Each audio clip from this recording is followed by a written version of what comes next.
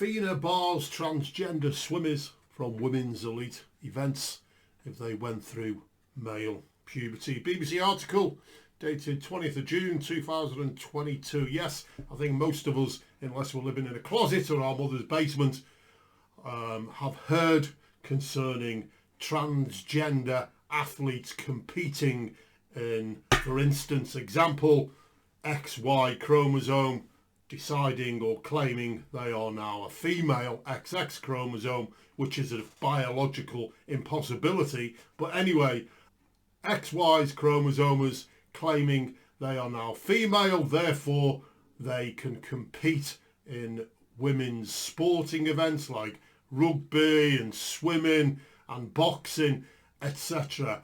Well, it seems that the swimming world has had enough of this, because we are now reading and finding out that FINA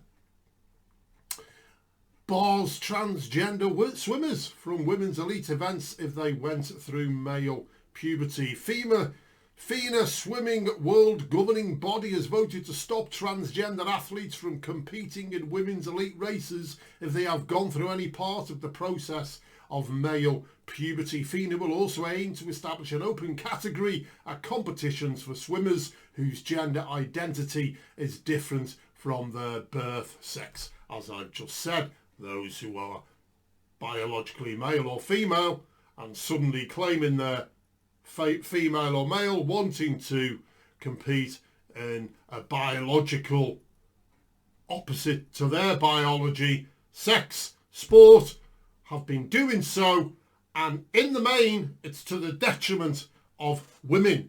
Women are being beaten in the boxing ring, yes, beaten to a pulp by biological males. Women are being outperformed on the rugby pitch, bossed about, knocked over and physically abused by biological males claiming to be females. And it's in a lot of other sports. We're reading out about it quite a lot.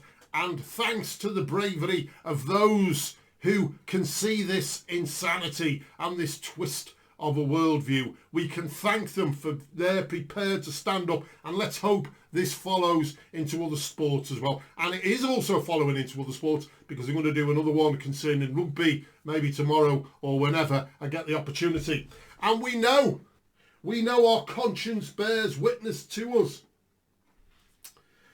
that there are males and females. We know that in the main males are stronger physically. In the main, I'm not saying every single one, before you start going off on a little hissy fit, you transgenders out there or you liberals or whatever out there, we know that males are physically stronger in the main. Physically, because they've got an increase in testosterone. That's what it all comes down to, folks, concerning the physicality. And you know what we read? Genesis 1:27. Yes, from the word of God, him who created all things. You don't like that, do you? You don't like it? No, because he created the laws, he made the laws. He's the potter, we are the clay. He made all things. Therefore, he decides how all things work. Not you. Not you. You can claim it, but it ain't true.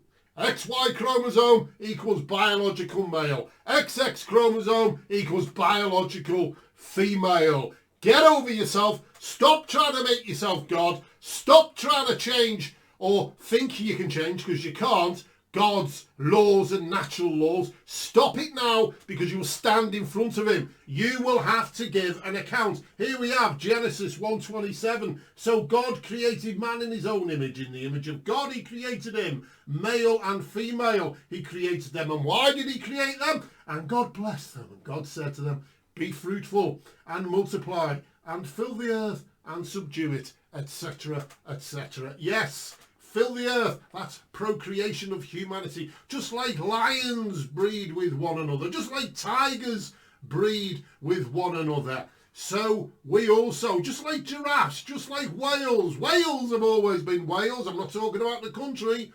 I'm talking about, yes, that which swims around in the sea. Also, we have many other, like birds, and dinosaurs were always dinosaurs. Yes, birds and dinosaurs. Oh, the Evos love that one, don't they? Birds are dinosaurs. I don't think so. Birds are birds, dinos are dinos, large tenable lizards. Okay, they were once known as dragons. Anyway, I've digressed quite a bit there. Let's get on to this. The new policy, which was passed with 71% of the vote from 152 FINA members, was described as only a first step towards full inclusion for transgender athletes. The 34-page policy documents say that male to female transgender athletes could compete in the women's category, but only provided they have not experienced any part of male puberty beyond Tanner stage 2, which marks the start of physical development, or before age 12, whichever is later. So basically, if you're 12 and above, then you can't, they're saying you can't compete if you're a biological male in a biological female swimming event or whatever. Okay, so they're marking the age of puberty at the age of 12. This is before your testosterone starts to kick in and blah, blah, blah. But on saying that, I know for a fact, 12 and below year old boys, okay, once they start getting close to that 12-year-old age, 11, 12, 10, you know, in the main, you can see they're starting to become stronger than females. That's even why at school they had girls and boys events. But hey-ho. The decision was made during an extraordinary General Congress at the ongoing World Championships in Budapest. It means that transgender American college swimmer Leah Thomas, who has expressed a desire to compete for a place at the Olympics, will be blocked from participating in the female category at the Games. Now, let's all remember, folks, they have said they will create a separate category for those who claim they are no longer biological males, or those who want to be recognised as females. I'm sorry, look, you can't be a female if you're a man. It's a contradiction, isn't it? Come on, let's face the facts here. You can call yourself what you like. I'm not saying you can't do that. You do it. But don't expect us to go in your fantasy land with you, because we will not. We will not tolerate this. You can do what you like. You can go around wearing a dress. You can go around claiming you're a woman. I don't care. But when you start trying to influence children, when you start trying to bully women in sports so you can be on the podium thinking you're so wonderful, when you're not, you're just a bully, then that's where I step in and I say, no, no, no, no. Just like other people are starting to do. And it's good. It feels good. Okay? It feels great.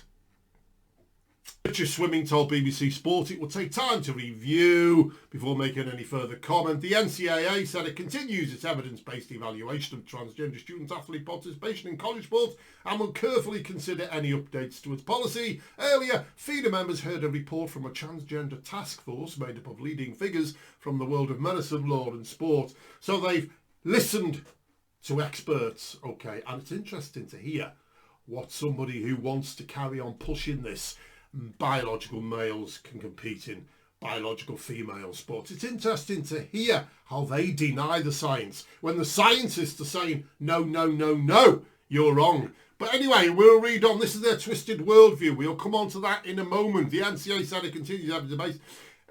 FINA's approach in drafting this policy was comprehensive, science-based and inclusive. And importantly, FINA's approach emphasised competitive fairness, said Brent Nowicki, the governing body's executive director. FINA President Hussein Al-Musahalam said the organisation was trying to protect the rights of our athletes to compete, but also protect competitive fairness. He said FINA will always welcome every athlete. The creation of an open category will mean that everybody has the opportunity to compete at an elite level. Yes, and that's the way it should be. If you want to start another category, start another category. If you want to start another category where biological XY chromosomes or biological XX chromosomes believe they're now hamsters and want to be identified as a hamster, have a category for hamsters at the Olympics.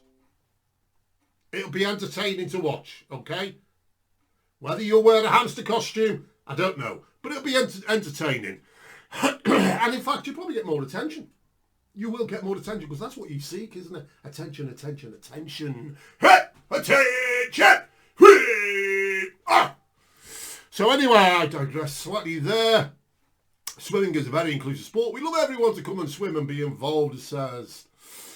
And it says, asked if it keeps the transgender athletes in limbo. Well, it said they'll open up another category. Sport by definition is exclusionary. We don't have 15-year-old boys racing in the under-12s, correct? We don't have heavyweight boxers, excuse me, in with the bouncing weights. Come on, ladies, let's see what you can do against these. Come on. I'll have you. Yeah, I'm a woman, man. I can take you down, come on. Reason we have lots of different classes in the Paralympics is that we can create fair opportunities for everybody, she said. So that is the whole point of having classifications in sport, and the only people who were going to be losing out were females. They were losing their right to fair sport. As I've said in a previous video on transgender dolls and transgender this and so on, and men wearing clothes, ladies, stand up, it's time. XX chromosomes, stand up, it's time. These men are brutal bullies and they are abusing you. You may not see it straight away, but when you sit there and think about it, they're abusing women. They're abusing our daughters. They're abusing our wives. They're abusing our sisters. They're abusing our aunties. They're abusing our mothers and our grandmothers and our great-grandmothers and our great-granddaughters who are going to come soon, are going to be stepping into a world where biological males are free to beat them in the boxing ring, free to brutalise them on the rugby pitch, free to do all kinds of things to them, and we would have allowed it to happen. Do you want that on your conscience? Do you want that as your legacy? I certainly don't. I want them to know that I stood up for them, just like I stand up for those in the womb who were unborn, who were slaughtered, millions and millions every year, innocent children, and it's claimed, oh, yeah, women have the right to kill their unborn children. No, they don't. It's murder. Stop killing your kids. Stop killing your grandchildren. You are very fortunate your parents were pro-life. Every single one of you listening to this today. You are very fortunate. Ex-GB swimmer Karen Pickering told BBC Ready 4, I empathise that there will be people who now can't compete with the category. But as I've said, they can empathise as much as they like. They've started another category. However, Athlete Alley, an LGBT advocacy group which organised a letter of support for Thomas in February, called the new policy discriminatory, harmful, unscientific and not in line with the 2021 IOC principles. You see that, folks?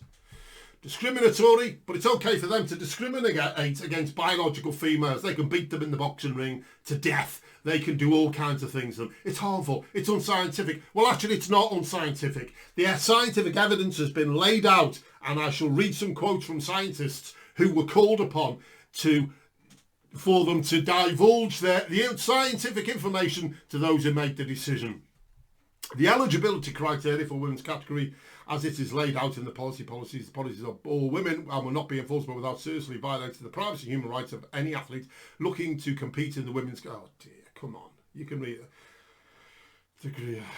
You know what? They think by screaming and shouting they're going to win over. They managed to hoodwink a lot of people, but people like me just don't have it. People like in this FINA swimming international group who makes the rules aren't having it anymore. We're not taking you screaming and shouting. We're looking at the evidence, that which you deny. You are the science deniers. Science deniers. Australia's four-time Olympic champion Kate Campbell had addressed FINA before the decision was made, asking the governing body to uphold the cornerstone of fairness. However, fellow Australian swimmer Maddie Groves has criticised Campbell's comments, asking if she was okay with ostracising an already marginalised group.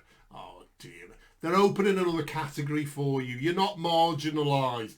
There are already gender diverse people in swimming, and I'm guessing they're not being very accepted right now. Yes, they should be. Another categories opening for them to make it fair.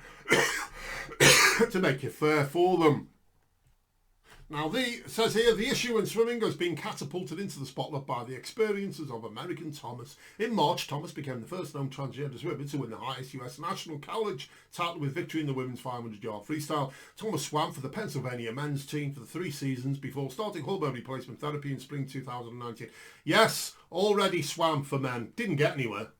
But she decided, or he decided, or it decided, it wanted to swim with women so it could win things. She has since broken records for you know what, it's just sick. More than 300 college, team, USA Olympic swimmers signed an open letter in support of Thomas and all transgender and non-binary swimmers, but other athletes and organisations have raised concerns about trans inclusion.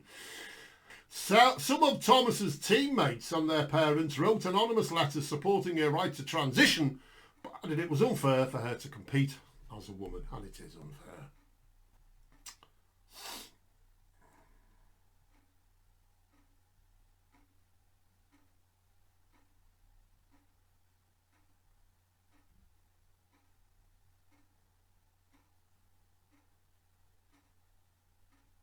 Okay, we're going to look at what did the panel of experts say. This is what, notice I read to you before, they said it's unscientific. Those who want biological males to be able to compete with biological females in sports. They said it was unscientific. But here's what the scientists say.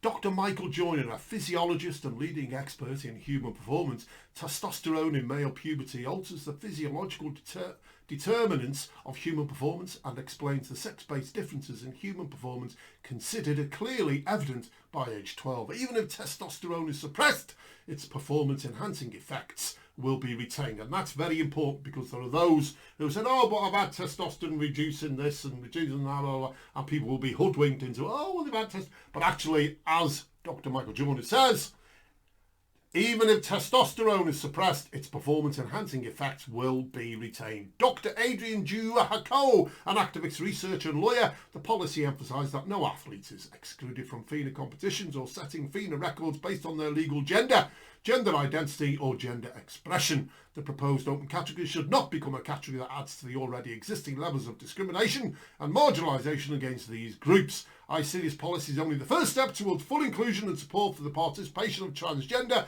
and gender diverse athletes in aquatic sports groups, etc. And there's lots more to be done. Dr. Sandra Hunter, an exercise physiologist specialising in sex and age differences in athlete performance by 14 years or older. Difference between boys and girls is substantial. That's due to the advantaged experience due to the physiological adaptations in testosterone and the possession of the Y chromosome. Some of these physical advantages are structural in origin, such as height, limb length, heart size, lung size, and they'll be retained even with the suppression or reduction of testosterone that occurs in the transition from male to female. Summer Sanders, former Olympic and world champion swimming.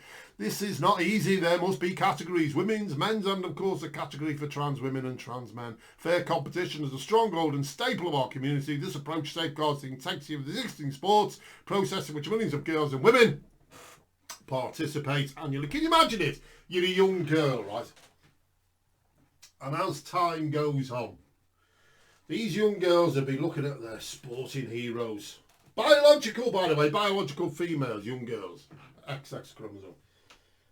And suddenly they'll see this biological XY chromosome beating all the XX chromosomes in the sports and taking all the titles and knocking them around. Would that encourage or discourage that biological child female, XX chromosome female child? Would it encourage or discourage her to enter into these sports? Well, anyone with half a brain cell would instantly say, well, why would a child enter a sport whereby she knows there's biological males competing in it and they're going to beat the crap out of her or knock her all over the place? That is a discouragement, isn't it? That isn't fair. That's discrimination. You know, we live in a world where there's lots and lots of differences. And we're now entering a world where there are those out there who want to do away with all that. And they want the world run how they want it run. A discrimination world, whilst at the same time claiming what they're saying is anti-discriminatory. Well, it's not. It is precisely the use of language and the definition changing of words that they're using and doing, and they're mobilising in order to gain control, and in order for biological males to gain control of biological female sports in all categories. And this is just wrong. Summer Sanders, yes. And as she says, fair competition is a strong staple of our community. This approach safeguards the integrity of the sport process in which millions of girls and women participate annually. So, and there we go. And you can read on for the rest of that.